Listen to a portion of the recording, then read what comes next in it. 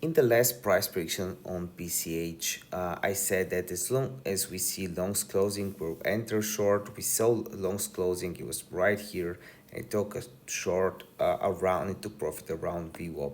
And now we're pumping it again, and the question is what will happen now? And no, I will not enter another short right here, even though I'm primarily bearish on most of the setups we have.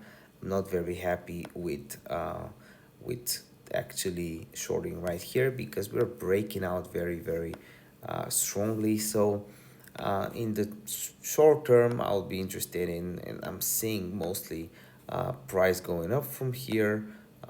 Let's mark it on the chart, on the daily chart. Where will we see it move to?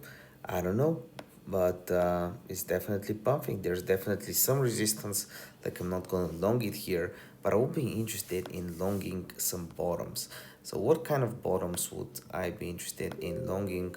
One of them would be from here to here, for example. This would be a perfect setup for me to long.